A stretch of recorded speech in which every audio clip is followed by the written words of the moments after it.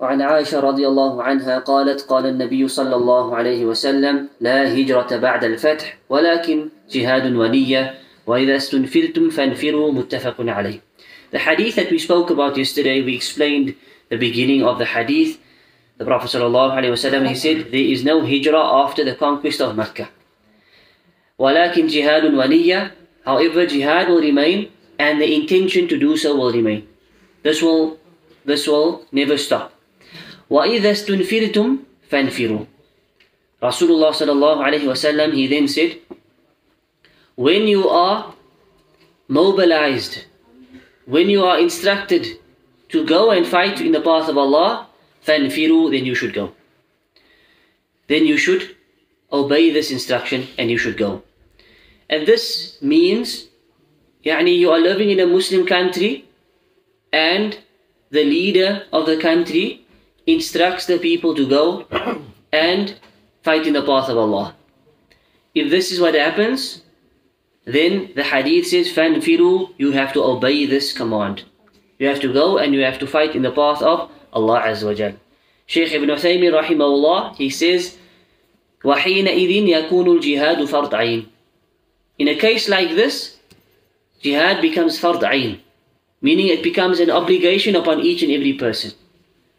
Right? So usually jihad would be something that is known as fard kifayah. If a group of people are doing it, then this suffices for the rest. But it could become fard ayn. This is one example of this. When you are directly instructed by the leader to go and take part in a battle. And it's not permissible for any person to desist and not to fulfill this, unless he has a valid excuse. Unless he has a valid excuse according to the Sharia. Allah Azza wa Jalla, he says, يَا أَيُّهَا الَّذِينَ آمَنُوا مَا لَكُمْ إِذَا قِيلَ لَكُمْ انْفِرُوا فِي سَبِيلِ اللَّهِ ثَاقَلْتُمْ إِلَى الْأَرْضِ.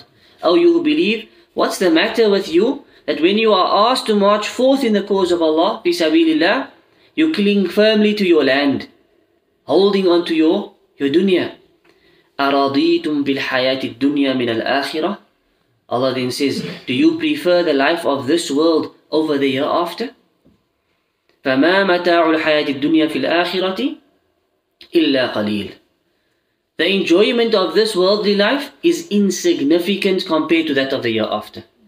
There is no enjoyment in this world إِلَّا قَلِيلٌ compared to what you will experience in the hereafter. So why are you holding on to this life? Why are you holding on to your stay in this world?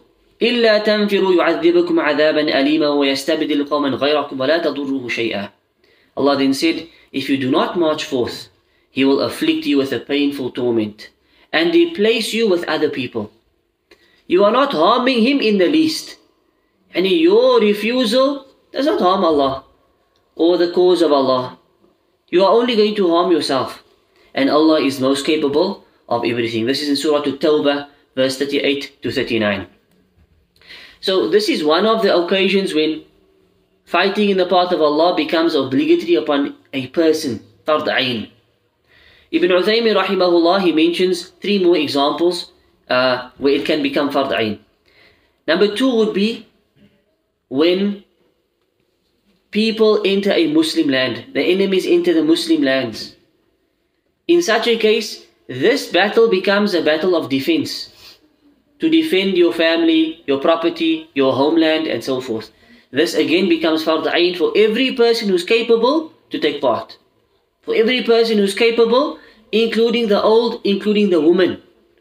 This is what Ibn Uthaymeen rahimahullah says. And thirdly, إِذَا حَضَرَ الصَّفْ وَالْتَقَى الصَّفَّانِ. When you are on the battlefield and the 2 groups come together, the Muslims versus the non-Muslims or versus the enemies of Al-Islam, in such a case, it's not permissible for anybody to run away, to retreat for no reason.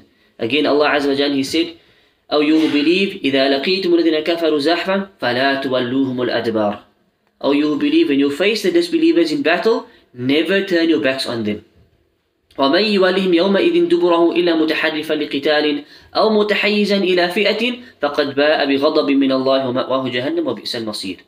Whoever does so on such an occasion, unless it's a maneuver, it's a tactic of war, or to join their own troops, he will earn the displeasure of Allah, one who retreats for no reason.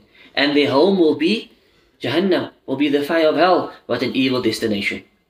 And the Prophet ﷺ, he also said, this is one of the 7 major destructive sins. At-tawalli yawm az-zahf, running away from the battlefield. It's not befitting for a believer to do this. And lastly, the Shaykh says, إِذَا احْتِيجَ إِلَى الْإِنسَانِ, it could be upon certain individuals, obligatory upon them if they have a particular skill.